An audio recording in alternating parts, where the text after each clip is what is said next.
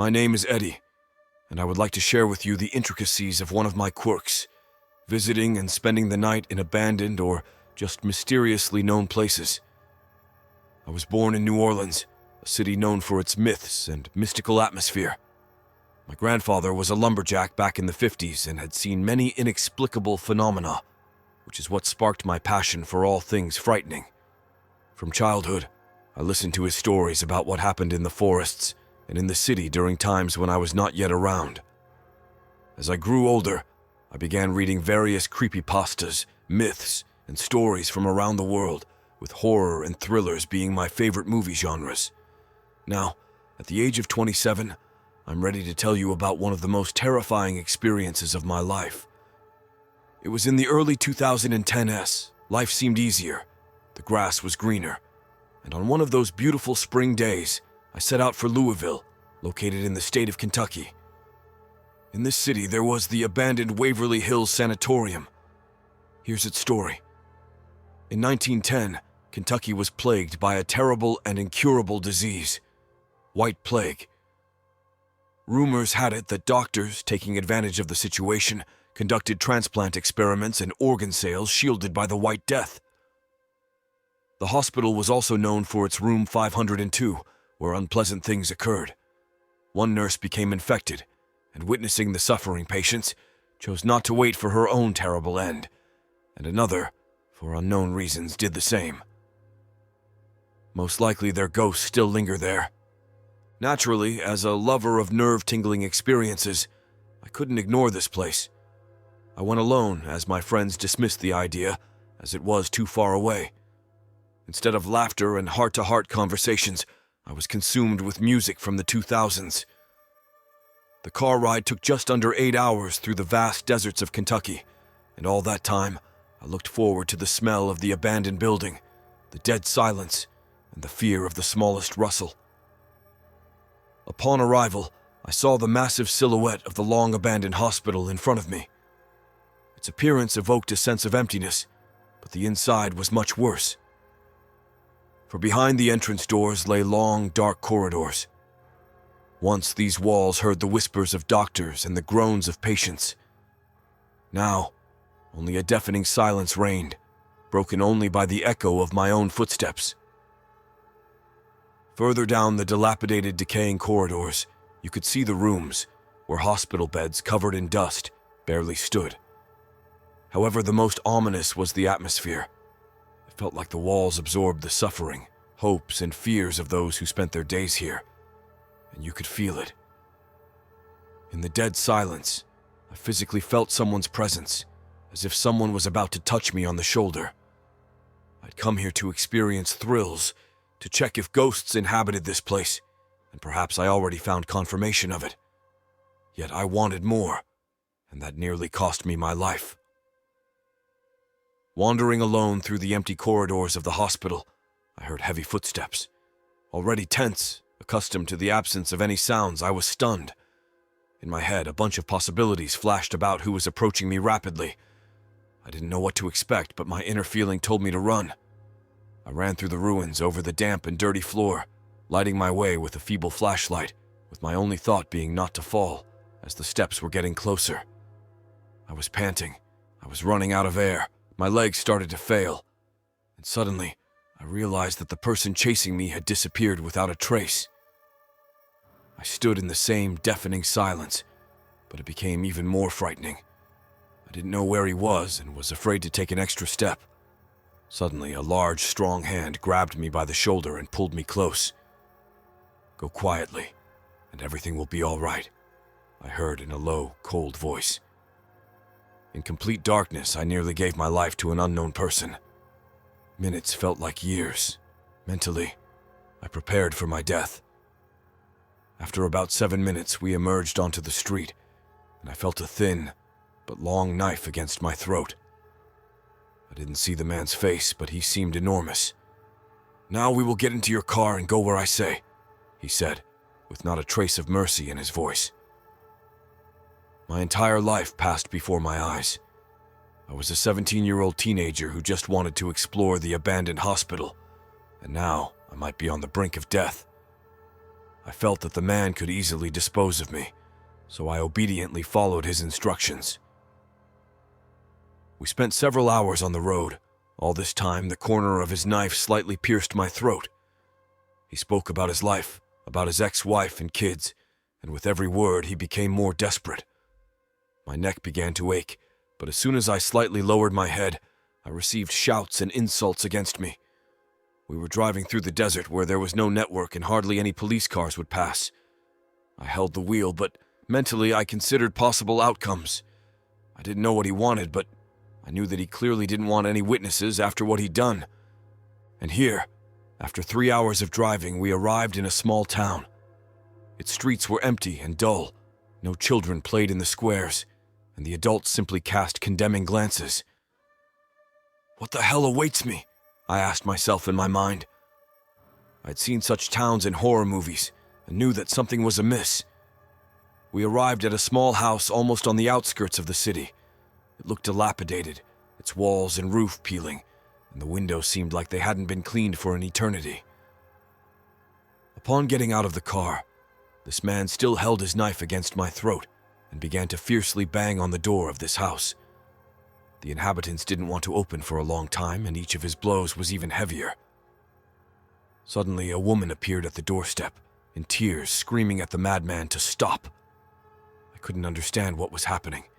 In such a situation, my heart nearly burst with anxiety and fear, and I began to suffocate. He literally convulsed and screamed while holding his knife close to my artery. Suddenly, out of nowhere, police cars arrived. As it later turned out, they were called by a neighbor, an elderly woman who had a good relationship with his wife. The fool was taken away, and in a state of shock, I listened to the fact that such a story was not the first.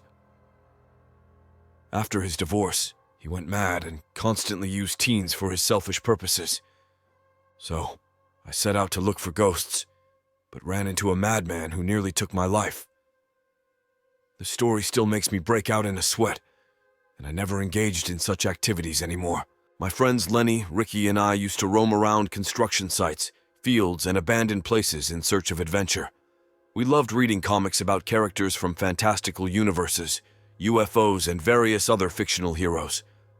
One day, after a homeless person nearly hurt us at an abandoned site by throwing a hammer at us, we decided to gather at my place to relax and play some PlayStation, to take a break from all the adrenaline.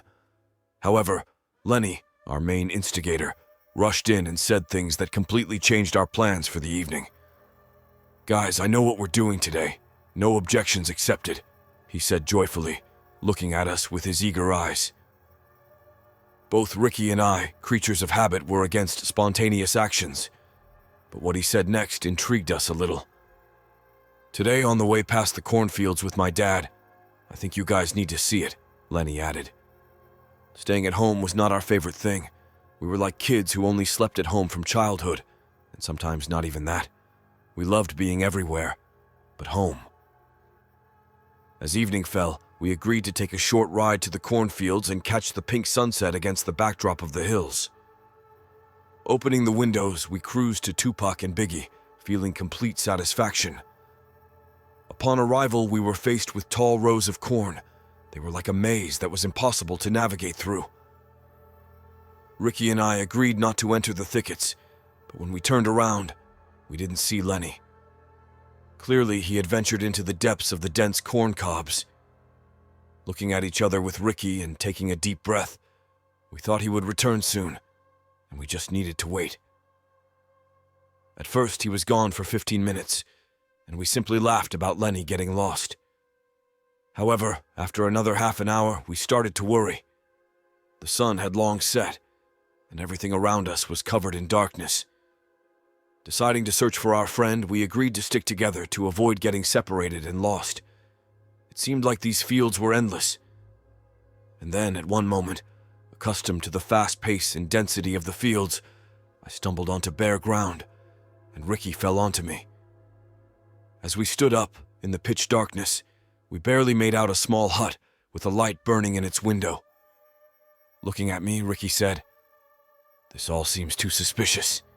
Lenny got himself into this mess." Smiling at his words, I patted his shoulder, and together we walked along the clearing straight to the little house. Not thinking about the possible dire consequences, we had come here without water, and our thirst was draining our energy, and it was quite a distance to walk. And there we were, tired, reaching the house, hoping Lenny was inside. We entered, but it was silent. The light was only on in the living room. All the furniture was covered in dust. The house seemed abandoned, and there were only traces of boots on the floor. I immediately realized that we wouldn't leave here today in peace. "I hate Lenny," Ricky said desperately. We split up and began to survey the area. The cupboards were empty, no dishes, no bedding. Clearly, nobody lives here, I voiced my thoughts. At one moment, I heard a crash like something heavy falling. Rushing into the living room, I found Ricky unconscious on the floor, and as I approached, I too blacked out. When I came to, I was outside, bound hand and foot, with Lenny and Ricky sitting nearby in the same state. In front of us, a bonfire blazed, and next to it sat a man around 50 years old. He looked terrible, with dirty and tattered clothing, long unkempt hair and beard. He was sharpening knives, glancing at us with a malicious grin and cunning eyes, with a hunting rifle slung over his shoulder. "Well, you finally woke up. I began to think I'd overdone it," the man said loudly and cheerfully. My head was throbbing painfully, and there was some blood on my palms. Closing my eyes, I thought about what this person would do to us, and mentally prepared for the worst. Ricky had no expression on his face, tears streaming, his eyes filled with infinite emptiness. Lenny, on the other hand, looked directly and resolutely at the stranger, which was in his style.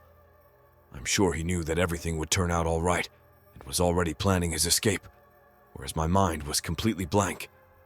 The man engaged us in conversations on various topics, without explaining what was going on, occasionally approaching us and dropping ominous hints. There was nothing discernible in the darkness, but the firelight helped me see a sharp stone behind Ricky. Whispering his name quietly, I managed to draw his attention, but he couldn't understand what I was trying to convey. Ricky was in a state of shock and couldn't pull himself together. This frustrated me. For me, this stone was our only chance of escape. Paranoia and fear began to engulf me, plunging me into panic. Suddenly, Ricky managed to find the stone.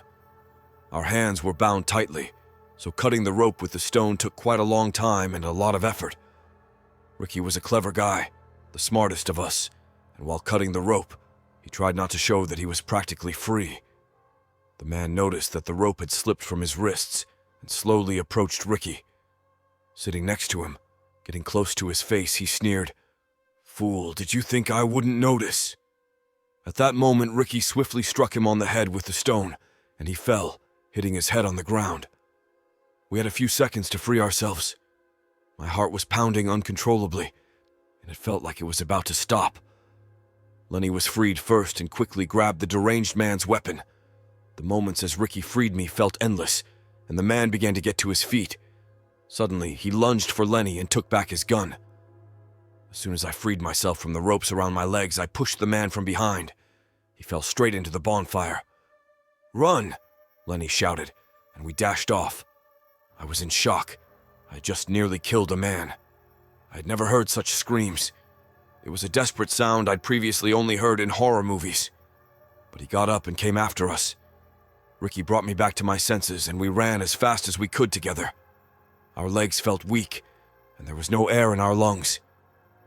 In a panic, we dashed through the cornfield and quickly jumped into the car that Lenny had already started. The car raced at top speed, and we were driven by adrenaline. When we got home, we were still in shock. After calming down a bit, we went to the police station to report what had happened. I don't know how the story of that man ended, but since that evening, we all decided to stop going to the abandoned and sparsely populated places. My name is Laura, and I want to share a story about the importance of choosing friends wisely and listening to your intuition. My family often moves cities because of my dad's work. I constantly find myself in different schools and don't stay in one place for long, so I don't have regular friends. Over time, making friends has become very difficult, and the constant moves are exhausting, so I completely lost interest in life. When we moved to Chicago, I didn't expect to get close to new classmates, knowing that it would only end in longing for them again. I was an outsider and no one knew me, but one evening before going to bed, I received a message from a very popular girl at my school. She wanted to get to know me and started the conversation quite nicely. It surprised me because I'm not significantly different from most girls and didn't understand why she needed me. Our communication lasted all night. She was a very interesting person with a lot to talk about, and I couldn't dream of such a cool friend. The next week, we communicated very closely, shared our secrets, fears, and essentially established a classic girl-to-girl friendship, and I thought it was forever. This was someone I wanted to look up to, something I soon regretted very much. One day, after classes, she approached me with a proposal to hang out with her non-school friends, saying they were cool and trustworthy. I agreed without hesitation, as I was being invited into a new circle, something I hadn't felt a part of for a long time. My mistake was that I didn't ask where we were going, and blindly followed her. That evening, she picked me up with her friends Zach and Monty. Sitting in the car with them, I asked what we were going to do, but the only response I got was, "You'll see." Not paying much attention to this, I was enveloped in the atmosphere. A moonlit night, a breeze, and loud music. I forgot about everything and enjoyed the moment, but my pleasure didn't last long. We arrived at some empty place where there were no people, and a single miserable streetlight was burning. Surveying where I was, I felt uneasy. Linda, my friend's name, and her friends had their own conversations and were in high spirits, but as someone who loves quiet, cozy indoor gatherings, I wasn't in the mood for laughter. Ahead of me, I saw a tall abandoned building, illuminated by that one miserable streetlight. I knew where all this was leading, but I didn't want to believe it until the last moment. Linda told me that hanging out around abandoned places and construction sites with her friends was their favorite pastime. They had experience, as they had been doing this for a while. My gut told me it was better not to do this, but staying alone in the wasteland, practically in complete darkness, was not an option, and I had no choice but to follow them. The building was quite tall, 10 stories, and not fully constructed. Upon entering, Monty pulled out a handheld flashlight, illuminating about 1.5 yards in front. There were many corridors and rooms in the building, not all of which were always enclosed by walls. As someone not accustomed to such activities, I felt anxious and broke out in a cold sweat. Linda and her friends were interested in exploring the dusty, ruined rooms of the building, while I, in turn, contemplated possible circumstances and escape routes. The higher we climbed, the more the floor sagged beneath our feet. I was extremely scared. It seemed like we were about to plummet from a high floor, but that wasn't what I should have been scared of. In the distance, behind a wall, I saw a black silhouette quietly moving from room to room, observing us from the side. When I informed the others about it, no one believed me, and saying that I must have imagined it, they continued joking and laughing loudly. In the light of the flashlight, everything looked much worse and scarier, almost like in the game Outlast. My heart sank. I didn't know what to do, as we were already on the 7th floor, and the thought of having to go down alone was unbearable. The guys refused to go any higher, and Linda was eager to continue alone. Suddenly, her scream rang out. Tears started to fill my eyes and panic overtook my mind. Zach and Monty, scared by her screams, rushed downstairs, forgetting about me, while I couldn't move. The sounds of the boys faded, and soon, fast and heavy footsteps from above started to be heard. The stupor quickly turned into an adrenaline rush, and I immediately ran downstairs. In my head, there were thoughts of regret that I had blindly followed Linda, and now either a person would catch me or the concrete staircase would collapse. I ran as fast as I could, but the stairs seemed never-ending. In the faint light of a street lamp, I saw a large silhouette, which frightened me even more. He was right behind me. Rushing out onto the street, I didn't see the car we arrived in. Zach and Monty had left, leaving us. I realized the situation was hopeless. All I could do was hide behind the concrete beams lying near the construction site. Literally a few seconds later, I heard the loud footsteps of that man, which pounded heavily on the ground, and his heavy, enraged breathing. I couldn't make a single sound, but the strong panting increased the chances of being caught. Suddenly, I heard the sound of a siren. It was the cops. I couldn't hold back tears, and the man vanished without a trace. Approaching the police car, I struggled to explain the situation, being in a state of shock. I couldn't believe that I had literally experienced a miracle because there was not a soul around who could have called the cops. As I later found out, it was my parents who tracked me down using GPS. It took me a long time to recover from this incident. I became afraid of the dark and large buildings. I do not know how Linda's story ended, as I never saw her again, and didn't want to. Soon my family and I left the city, and there I left behind my foolishness and desire to associate with such people.